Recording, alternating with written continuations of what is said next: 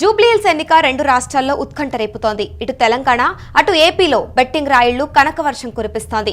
కోట్ల రూపాయల బెట్టింగ్ చేతులు మారుతోంది. హైదరాబాద్ లో ఉంటున్న వారితో సంప్రదింపులు జరుపుతూ ఆంధ్రాలో పెద్ద ఎత్తునైతే పందెం కాస్తున్నారు.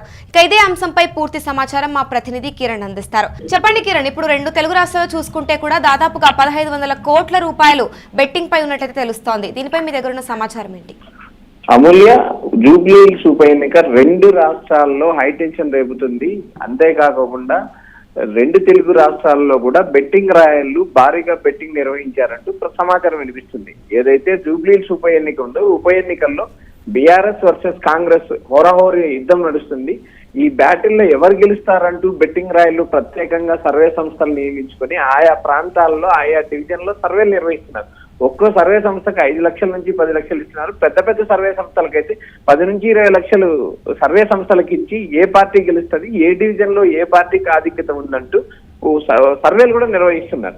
ఇక్కడ ప్రధానంగా ఈ బెట్టింగ్ వ్యవహారము రెండు తెలుగు రాష్ట్రాల్లో కలకలం రేపుతుంది.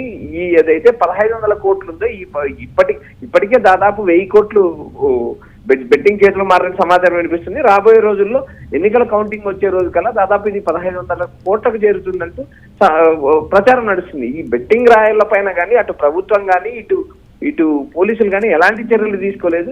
అయితే ఇక్కడ ఒక్కొక్క డివిజన్ పర్యటించి ఆయా సర్వే సంస్థలు ఈ డివిజన్ లో బీఆర్ఎస్ కి ఆధిక్యత ఉంది, ఆ డివిజన్ లో కాంగ్రెస్ కి ఆధిక్యత ఉందంటూ క్షేత్రస్థాయిలో లెక్కలు కడుతున్నారు.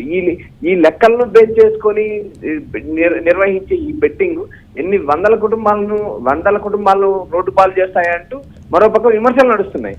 ఇక్కడ జూబ్లీహిల్స్ ఉప ఎన్నిక అటు బీఆర్ఎస్ పార్టీలోను ఇటు కాంగ్రెస్ పార్టీలోను హైటెన్షన్ రేపుదా ఇది ఆంధ్ర రాజకీయాలకు కూడా ముడిపడి ఉంది. ఎందుకంటే ఇక్కడ బీఆర్ఎస్ పార్టీ గెలిస్తే అక్కడ కాంగ్రెస్ రాబోయే ఎన్నికల్లో వైఎస్ఆర్సీపీ గెలుస్తుందంటే ఒక అంచనా వేస్తున్నారు. గతంలో ఏదైతే 2023 ఎన్నికల్లో ఇక్కడ తెలంగాణలో కాంగ్రెస్ పార్టీ గెలిస్తే అక్కడ టీడీపీ కూడా గెలుస్తుందంటూ కూడా ప్రచారం నడిచింది. ఈ వ్యవహారం అంతా రెండు తెలుగు రాష్ట్రాలకు ముడిపడి ఉంది.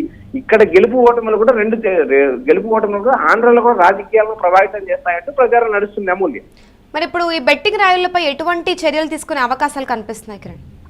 అమూల్య, ఇక్కడ ప్రధానంగా ఈ బెట్టింగ్ రాయల పైన చర్యలు తీసుకునే అవకాశాలు కనిపిస్తున్నా అప్పుడప్పుడు పోలీసులు ఏదో దొరికినప్పుడు మాత్రమే చర్యలు తీసుకునే అవకాశాలు కనిపిస్తున్నాయి. కానీ ఈ బెట్టింగ్ పైన ప్రభుత్వాలు కానీ ఈ పోలీసులు కానీ కఠిన చర్యలు తీసుకోవాల్సిన అవసరం ఉంది. ఎందుకంటే ఇక్కడ కుటుంబాలు రోడ్ల పాలవుతాయి, వందల కుటుంబాలు నాశనమవుతున్నాయి. ఇప్పటికే క్రికెట్ పైన భూతమై కూర్చుని దేశవ్యాప్తంగా చాలా కుటుంబాలు సర్వనాశనమయ్యే పరిస్థితులు వచ్చాయి. ఇప్పుడు ఏదైతే ఎన్నికల బెట్టింగ్ వ్యవహారం కూడా ఆయా రాష్ట్రాల్లో కొన్ని వందల కుటుంబాల రోడ్ల పాలయ్యే అవకాశం ఉంది. కేవలం ఒక ఉప ఎన్నిక జూబ్లీహిల్స్ ఉప ఎన్నిక అనేది రెండు తెలుగు రాష్ట్రాల్లో దాదాపు 1500 కోట్ల బెట్టింగ్ వ్యాపారం నడవడం అనేది ఒక సంచలనంగా మారింది. ఇది రెండు తెలుగు రాష్ట్రాల పోలీసులు కూడా ఇది ఒక టాస్క్ గా మారింది. ఎందుకంటే ఈ బెట్టింగ్ రాయలను అదుపు చేయాల్సిన అవసరం ఉంది.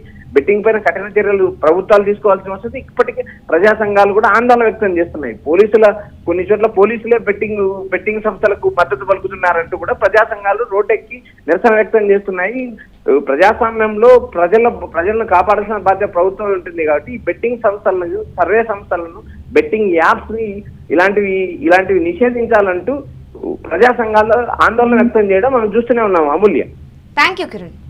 ఇక చూసుకుంటే జూబ్లీహిల్స్ బైపోల్ రోజు రోజుకి మారుతున్న సమీకరణలు, విసురుతున్న సవాళ్లు, అనుసరిస్తున్న వ్యూహాలతో ఎవరు గెలుస్తారో అనే సస్పెన్స్ అయితే బెట్టింగ్ రాయులతో టెన్షన్ రేపుతోంది. ఇక అంచనాలను అందని జూబ్లీహిల్స్ ఉప ఎన్నిక పోరు సహజంగానే బెట్టింగ్ రాయుళ్లను టెంప్ట్ అయితే చేస్తోంది. ఇక ముఖ్యంగా ఆంధ్రప్రదేశ్లో జూబ్లీహిల్స్ ఎన్నికపై రెండు తెలుగు రాష్ట్రాల్లోనూ దాదాపుగా 1500 కోట్లు చేతులు మారే అవకాశాలైతే ఉన్నాయి అంటూ ప్రచారం కూడా నడుస్తోంది. ఇక బెట్టింగ్ రాయుళ్లు సర్వే సంస్థలను రంగంలోకి దించి క్షేత్రస్థాయిలో పరిస్థితులు ఎలా ఉన్నాయి అనేది కూడా అంచనాలైతే వేస్తున్నారు అంటూ సమాచారం అయితే వినిపిస్తోంది.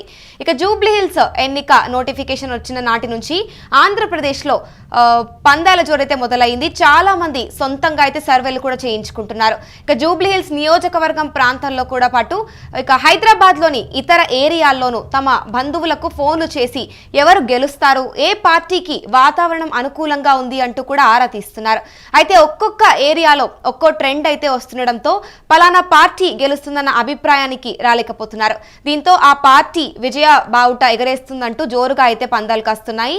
ఇప్పటి వరకు కూడా దాదాపు 600 కోట్ల రూపాయల పందాలు కాసినట్టు కూడా తెలుస్తోంది. ఇక ఎన్నికల ఎన్నికల నాటికి ఇది కాస్త 1500 కోట్లకు చేరొచ్చని కూడా అంచనా వేస్తున్నారు. ఇటు తెలంగాణలోనూ జూబ్లీహిల్స్ ఉప ఎన్నిక బెట్టింగ్ పై రాయుళ్లైతే ఎక్కడ కూడా తగ్గే పరిస్థితి కనిపించట్లేదు. అటు ఏపీ ఇటు తెలంగాణలో ప్రత్యేక సర్వేలకు కూడా 5 లక్షల వరకు అయితే చెల్లిస్తున్నాయి. ఇక పెద్ద ఏజెన్సీలకైతే 10 లక్షల దాకా ఇస్తున్నట్లు కూడా సమాచారం అయితే కనిపిస్తోంది. ఇక పక్కా సమాచారంతో బెట్టింగ్ కాసి కోట్లు కొల్లగొట్టాలనే పందాలకైతే సై అంటున్నారు. మొత్తానికి ఉత్కంఠగా మారిన జూబ్లీహిల్స్ ఎన్నిక అయితే అటు ఏపీ ఇటు తెలంగాణలో పెద్ద ఎత్తునైతే బెట్టింగ్ మనీ చేతులు మారేలైతే చేస్తోంది. ఈ బెట్టింగ్ మనీ వల్ల ఎన్ని వందల కుటుంబాలు వీధిన పడతాయో అంటూ విమర్శల వర్షం కూడా కురుస్తోంది. ఇక బెట్టింగ్ రాయుళ్లపై ప్రభుత్వం అటు పోలీసులు కూడా కఠిన చర్యలు తీసుకోవాలని ప్రజలైతే కోరుకుంటున్నారు. ఇక బెట్టింగ్ భూతంపై నిరంతరం నిఘా ఏర్పాటు చేసి బెట్టింగ్ రాయుళ్లపై ఉక్కుపాదం మోపాలి అంటూ ప్రజా సంఘాలు కూడా ఆందోళన అయితే వ్యక్తం చేస్తున్నాయి.